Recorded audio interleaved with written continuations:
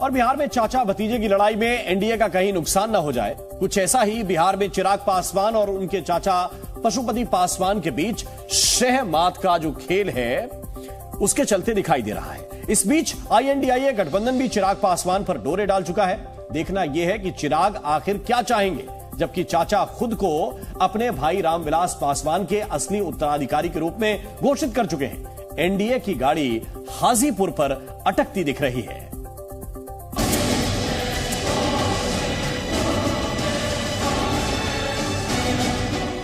NDA 400 पार करने की रणनीति बुन रहा है, लेकिन बिहार में चाचा भतीजे के बीच शह और मात का खेल जारी है। एनडीए मुश्किल में फंसता जा रहा है। दरअसल बिहार की हाजीपुर लोकसभा सीट को लेकर चाचा पशुपति पारस और भतीजे चिराग पासवान में रसाकशी होती दिख रही है।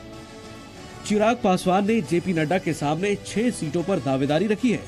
दूसरी तरफ एनडीए में चिराग पासवान और पशुपति पारस को मिलाकर 6 सीटें देने की बात चल रही है, लेकिन दोनों ही इसके लिए तैयार नहीं है। हाजीपुर की सीट पर चुनाव लड़ने की मंशा भी दोनों ही जता चुके हैं। इस सीट से अभी चाचा पशुपति पारस सांसद हैं और केंद्र में मंत्री भी।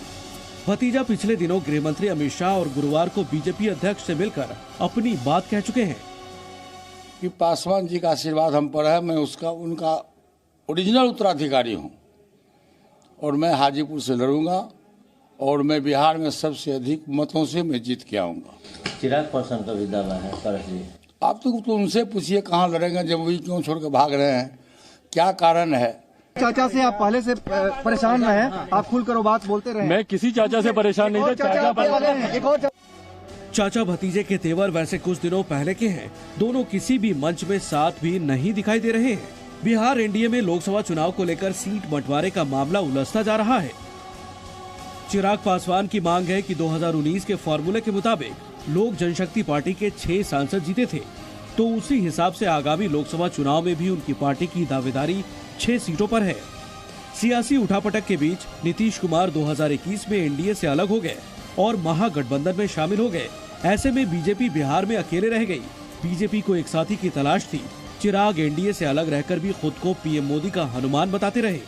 वहीं दूसरी तरफ पशुपति पारस का दावा है कि लोक जनशक्ति पार्टी के 6 में से 5 सांसद अब उनके साथ हैं और उनकी पार्टी राष्ट्रीय लोक जनशक्ति पार्टी का हिस्सा है, तो ऐसे में उनकी दावेदारी भी 6 सीटों पर बनती है। जबकि पशुपति पारस खुद को रामविलास पासवान का असली वारिस बताते आ रहे हैं कि पासवान जी का आशीर्वाद हम पर है, मैं उनका ओरिजिनल उत्तराधिकारी हूं और मैं हाजीपुर से लड़ूंगा और मैं बिहार में सबसे अधिक मतों से मैं जीत के आऊंगा। चिराग पासवान का भी दावा है पारस जी। आप तो उनसे पूछिए कहाँ लड़ेंगे, जब वही क्यों छोड़ के भाग रहे हैं, क्या कारण है। इस लड़ाई में चिराग का पलड़ा इसलिए भी भारी दिखाई दे रहा है क्योंकि उन पर इंडिया गठबंधन भी डोरे डाल रहा है। हमको क्या कहना, हमको तो कहीं जाना है नहीं, हम तो जहाँ है वही है, जिनको आना होगा वो ना बताएंगे। देखना यह है कि चिराग किस गठबंधन के लिए रोशन होगा। ब्यूरो रिपोर्ट, जी मीडिया।